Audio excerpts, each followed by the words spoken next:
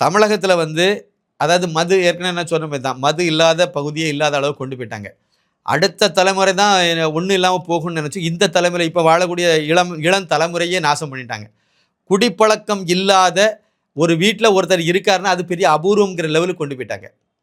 தமிழையும் படிக்க வைக்கல. அத விட குடிப்பழக்கத்த விட அதாவது மது அதாவது நீங்க கொஞ்சம் திரும்பி பார்த்தீங்கன்னா 2002 2ல வந்து நீங்க பார்த்தீங்க அப்டின்னா, காஞ்சிபுரத்துல இருந்து ஒரு தனியார் பள்ளிக்கூடத்துல படிச்ச மாண ப ப ப பள்ளிக்கூடத்துல படிச்ச மாணவிகள் எல்லாம் பஸ்ஸுல வந்து மதுபானத்த குடிச்சு வீடியோ எடுத்து போட்டாங்க. மிகப்பெரிய அளவுல வைரல் ஆச்சு. பள்ளி குழந்தைகள் பள்ளிக்கூடத்துல வகுப்பறையில பிறந்த நாள் கொண்டாடுறோங்கிற போர்வையில மது குடிக்குது. அங்க சாராயம் குடிச்சு அங்கேயே வந்து நாசமாயிட்டாங்க. மாணவிகள், நீங்க மாணவர்கள்ங்கிறது 2வது. படூர் பக்கத்துல நான் சொன்ன அஸ்வினி மேட்டர் அது ஹாஸ்டல்ல நடந்தது. இது வகுப்பறையிலே நடக்குது. அதுவும் பள்ளி லெவல்லே நடக்குது. இப்ப பள்ளி லெவல்ல அதுவும் மாணவிகள் எல்லாம் அந்த மாதிரி போயிட்டாங்கன்னா, அப்புறம் இந்த தமிழ்நாட்டுல எப்படி ஜீவிக்க முடியும்? எப்படி வாழ முடியும்?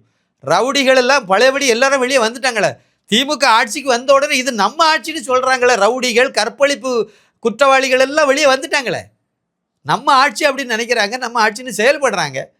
அவ்வளவுதானே. அதனால தமிழகம் வந்து வர வர வாழ தகுதி இல்லாத ஒரு தாலி அறுத்தான் மாநிலமாக மாறுகிறது.